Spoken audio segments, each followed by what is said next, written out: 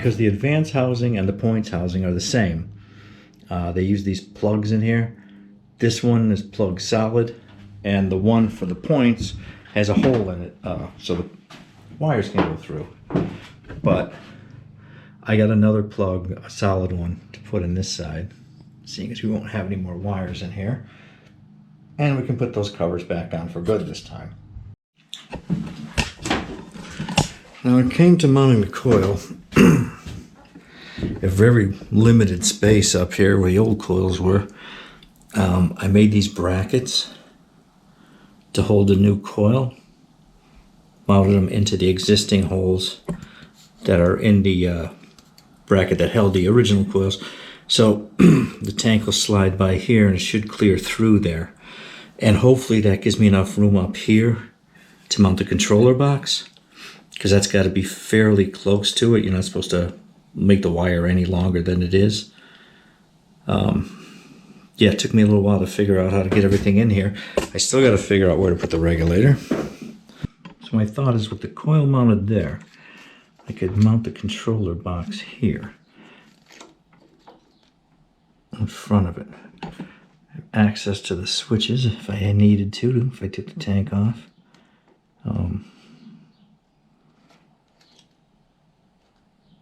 Yeah, I just don't know the room I'm gonna have, but I think I'll be all right. I gotta make a, what I'm gonna do is I'm gonna take a kind of a thick piece of plastic, put it here, get some countersunk screws, put them in, sit this on top of the plastic and mount it up here. That's the plan anyway. So with my coil brackets made and that installed, I made a plate here, put some countersunk screws in it that go underneath here where the coil mounted. So I'm using all 4 coil mounting holes. This plate is going to hold the advance unit here, and I just got to make sure that the tank doesn't hit it when it's installed. So this is going to get these wires out of the way. It's going to slide in like that, bolt down on there. That's how that's going to sit. It'll actually give me some access to the switches too, if I ever want to change them. All right, so with that, I'll mount that in, and then I guess we start wiring stuff up for the ignition. Well, new day for me, and you're probably wondering why I have the side cover on, and that's because I made a bracket to mount the voltage regulator underneath here, and I wanted to make sure that this fit. Still not sure the air cleaner is going to fit once the carburetor's on, but I'll show you what I got here. Of course, I borrowed the cover off the side of that. So there we go. Regulator sitting under there. I'll have to just reposition those wires. But yeah, hopefully, you know, the carb comes out in the air cleaner, it doesn't hit that. Guess we'll find out. So wiring the regulator connector, it's going to plug into there. The 2 black wires come from the stator down there. You have a wire that you're going to ground.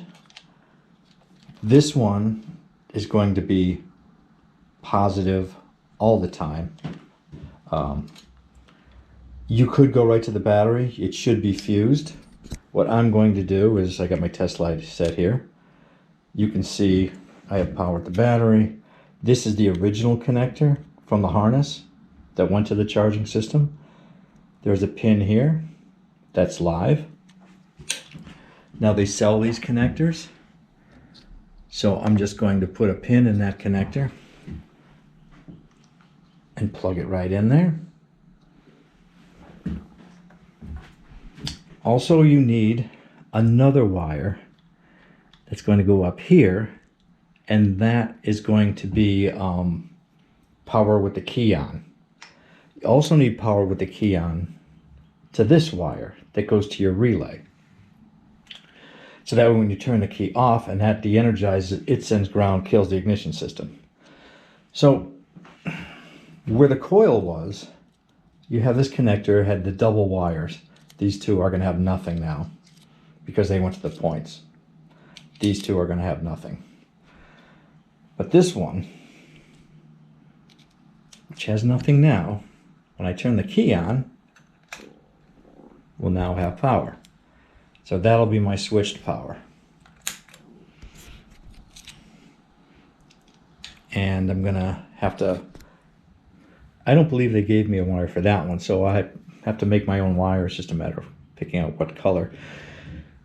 These two wires run up to your advance. They're from down at the stator. Here's the blue wire from your relay, that if for some reason this relay should crap out and constantly kill that coil, you could unplug this blue wire there, and the bike will run again. How you're going to shut it off? Probably stall it out in gear or something, because the ignition sure as heck ain't going to shut it off after that. Okay, I made this one wire, which runs down into this plug. I covered it with some heat shrink, as well as the other wire that's going to run up here and go into our plug. I covered that in heat shrink too. They're going to plug into here, and then they will both have power. And that should be it for wiring the charging and ignition system.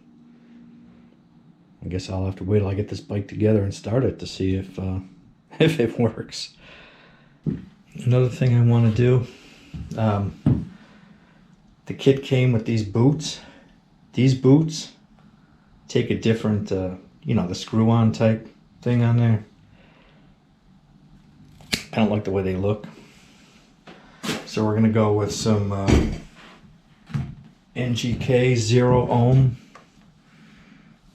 I believe the ones that were on there were 0 ohm. But you know what? I'm going to use my Windex again.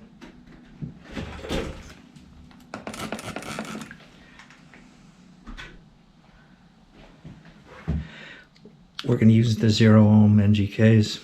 I don't know how easy that slides on there with that. And they just go in.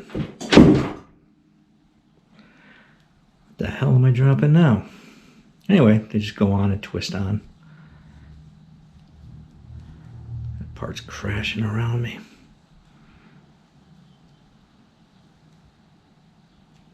All right.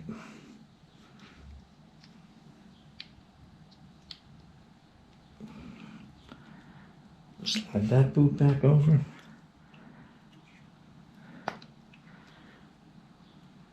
Put that boot back on, and there we go. I like the looks of those better anyway. All right, just got to do the other side. So the last piece of the electrical puzzle was the neutral light. Runs up here and connects to that one connector on the plug. That's it, everything else is eliminated. All right, time to move on to something else. Ignition and charging should be all set. I don't know if I missed the whole chain thing or not. Thought I had a recording. But yeah, I was just saying that when you put the link on, the direction of the chain is this way. So you want to put the open end the opposite end, so if anything hits this, it won't pop the link off. That's that. So now we're going to put the chain guard on. I got new rubber here and a new bushing and sleeve, so just need to get the bolts. I have the special washer that goes here, and we'll put that all together. Gonna be mounting the clutch cover now. Can't forget to put our cable in.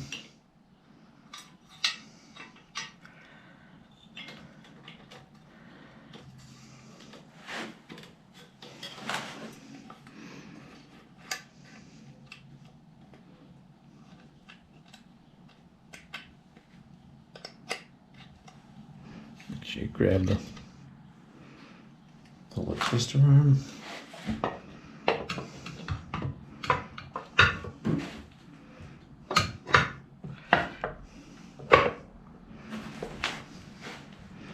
As far as the gasket goes, there really is no oil or anything in here. There might be a gasket that they make. I don't remember. I'll figure out where these longer ones go. Oh, one of the ones you wouldn't suspect.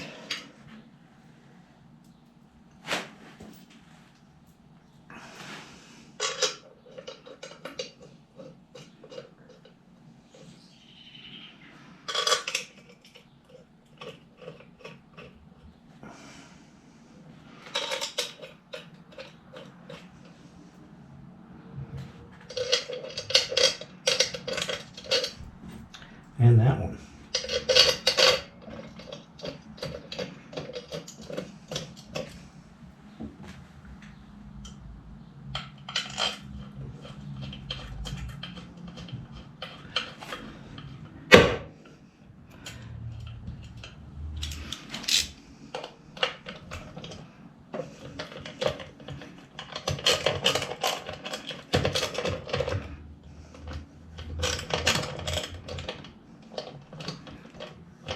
Okay, that one doesn't want to tighten. We have threads in there. Something's not right here.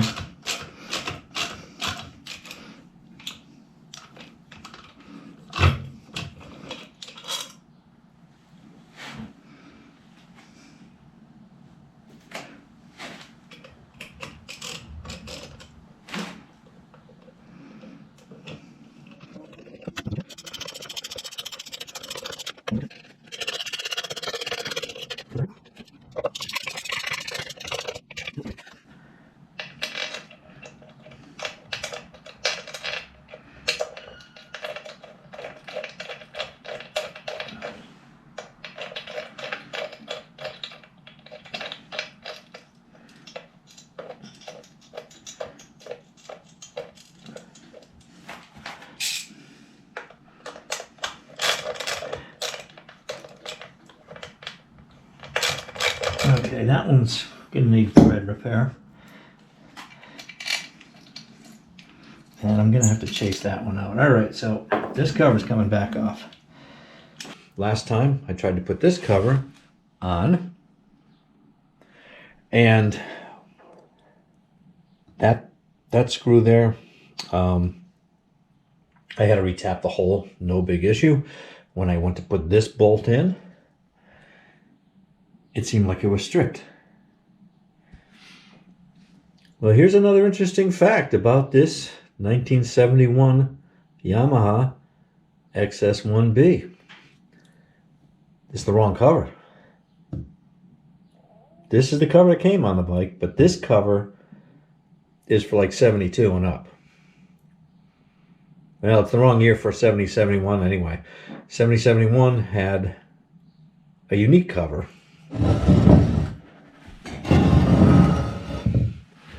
This cover. So what's the main difference with this cover? This hole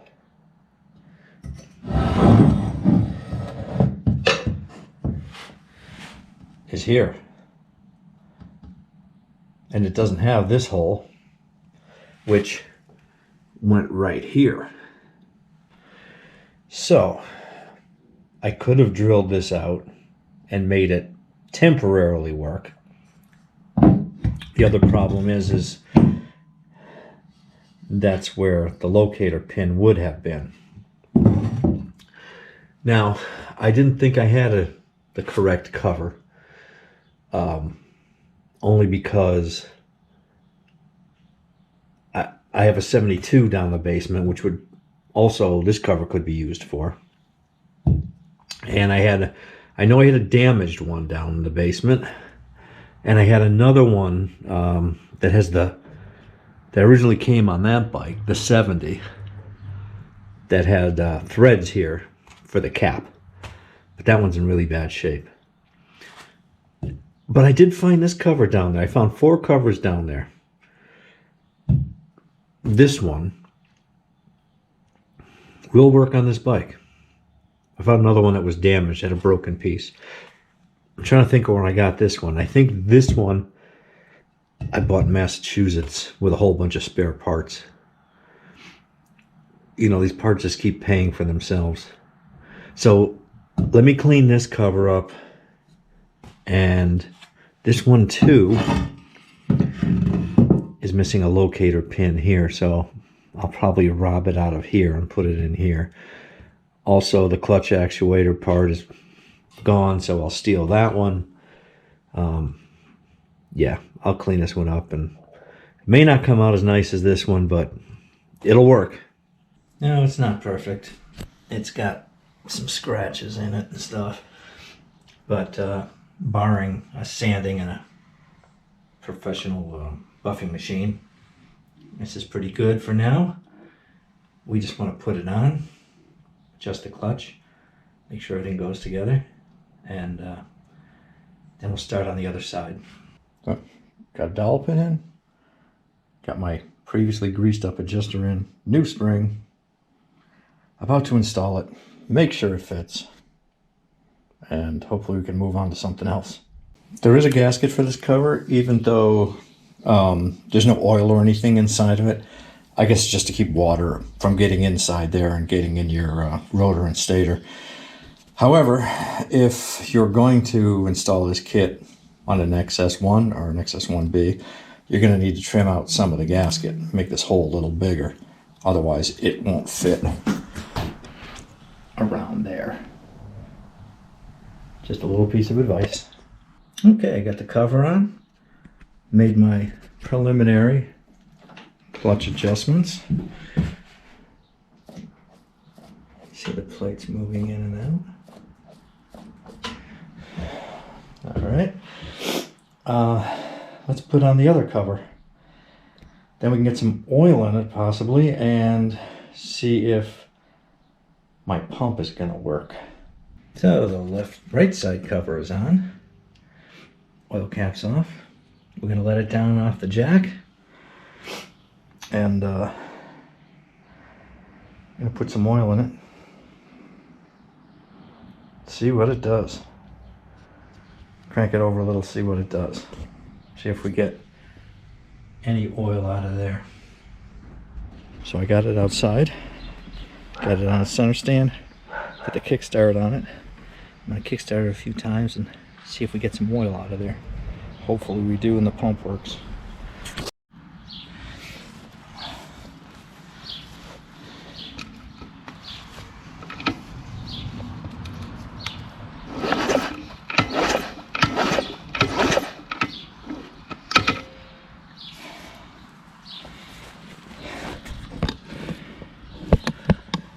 Oil. Ooh, that's a relief. Well, my kickstart lever was acting up. It was very weird, so I decided to take it apart. The spring that's supposed to be in there is that one, and it's broken. Just the tip of it's broken off. Also, there's a ball that goes in there to kind of lock it right there when you swing it out or in, and that ball was missing too. So we're going to install the spring, the ball, clean everything up, grease everything up, and put that back together. Okay, back in, locks right there. Leave that hold it, and you can pull it out when you need it. All right. Brake pedal next.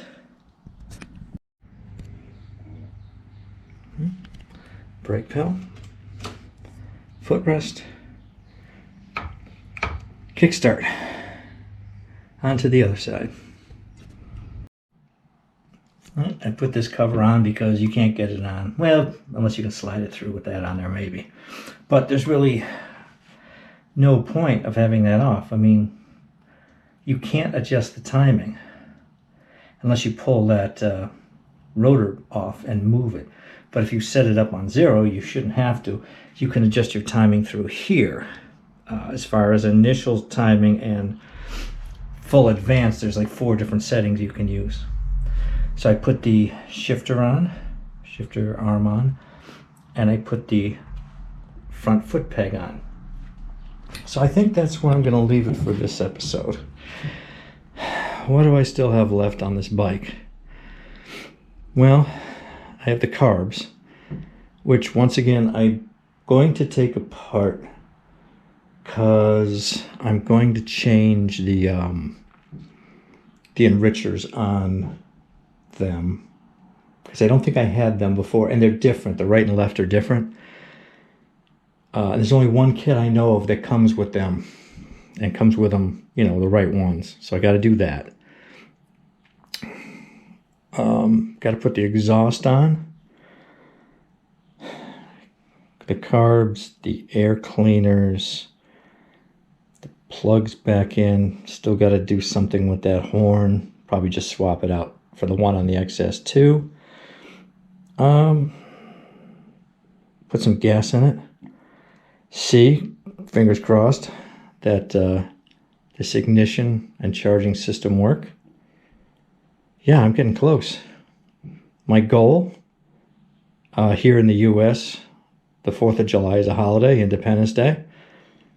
My goal is to take it for its first ride. Somehow, hopefully that weekend. It's a long weekend because 4th of July is on a Tuesday. I do have an appointment at Motor Vehicles that Friday before. Hopefully I'll get a temporary plate for it so I can ride it around. I'm being a little optimistic, already making the appointment. But yeah, fingers crossed everything goes well. All right, getting excited. See you next time.